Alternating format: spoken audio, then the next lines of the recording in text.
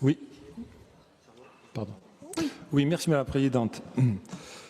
Monsieur le Président du Conseil exécutif, bon, visiblement, déjà, on partage, je pense, l'objectivité du rapport. C'est déjà un bon point. En revanche, on ne partage pas la lecture. D'accord. Vous avez une lecture qui est beaucoup plus positive que la nôtre, et pour cause. Il s'agit en quelque sorte, ce rapport, c'est un peu un pré-bilan de 10 ans de mandature, et forcément, vu ce qu'il en sort, on comprend que vous le défendiez bec et ongle. Moi, ce que je voulais simplement dire, reprendre simplement, on va pas, je pense que le CFU va permettre d'aller un peu plus dans les détails sur la partie endettement, etc. Moi, j'ai simplement quelques chiffres. Vous parlez de 630 millions d'euros de dettes héritées au 1er janvier.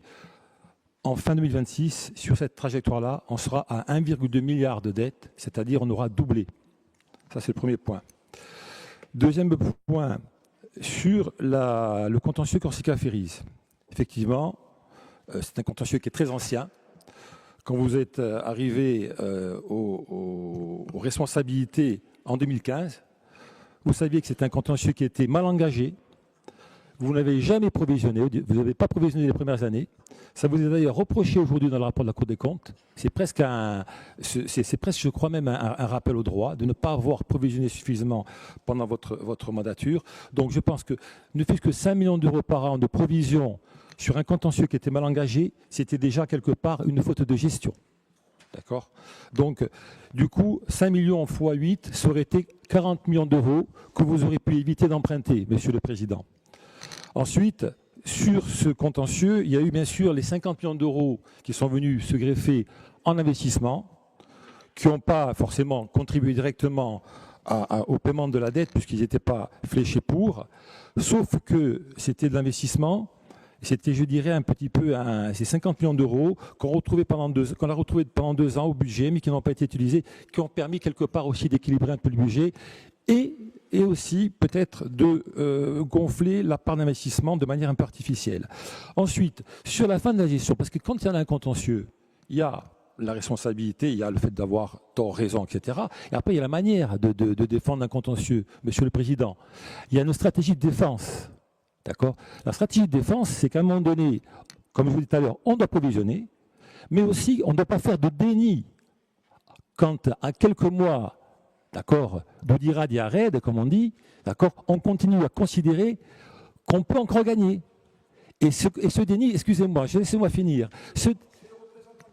Pas du tout, absolument pas. Attendez, je ne vous permets pas de le dire, ça. Moi, je ne représente personne. Moi, monsieur le Président, écoutez-moi bien.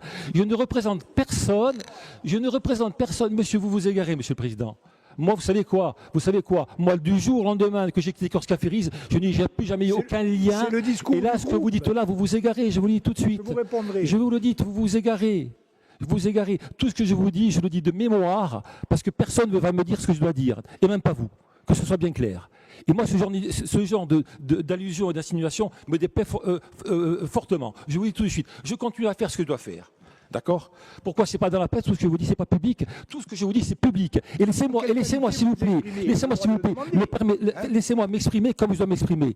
Ce que je dis, je le pense. D'accord? Et je le pense indépendamment de ce que j'ai pu faire par le passé. D'accord?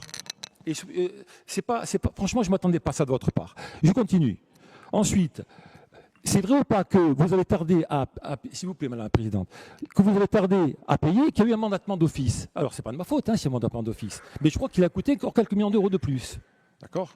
Bon, on va peut-être passer au... Alors, ensuite, j'avais noté d'autres choses. 630 millions d'euros, donc ça on l'a dit. OK.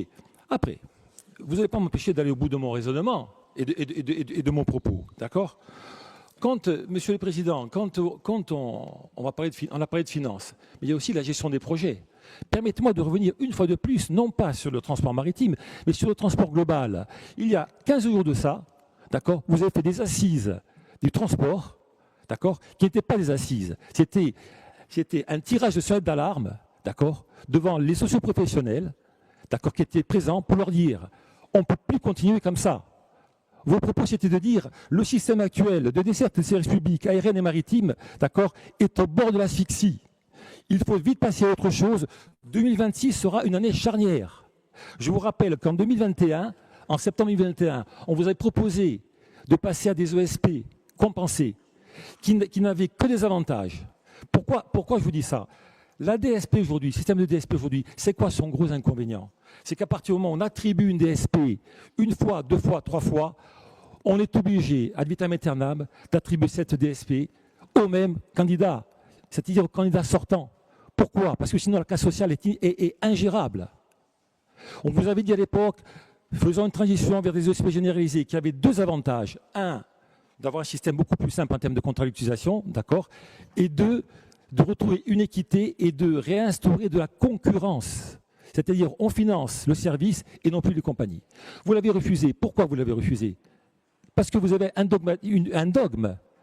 Ce n'est pas que des choix politiques, c'est aussi des dogmes. Un dogmatisme politique qui fait que vous avez en tête de faire une compagnie régionale et que le seul moyen d'aboutir à cette compagnie régionale, c'était de maintenir la DSP en vie. D'accord? Alors, ne nous racontez pas aujourd'hui, d'accord, qu'on vous cherche les poux dans la tête, d'accord, sur des millions d'euros, pas des millions d'euros d'emprunt. Il faut aussi accepter qu'à un moment donné, les choix politiques, ils sont liés à des dogmatismes, d'accord, et qu'à la fin, ça coûte très cher. Voilà, c'est ça que je voulais vous dire. Après, bon, on va pas rentrer dans les détails, mais la DSP en 2026, comment on va la financer? Les DSP, comment vont être financées? Vous tirez vous-même la sonnette d'alarme. Comment? Vous l'avez dit vous-même, on ne sait pas. Donc ne dites pas aujourd'hui que vous avez un bon bilan de transport quand à un an, on n'a pas de vision de plus de 6 mois, de savoir comment on va payer une DSP. C'est ça qui est important. Voilà. Donc tout n'est pas rose. On fait notre boulot d'opposition, mais tout n'est pas rose non plus, pour autant. Je vous remercie.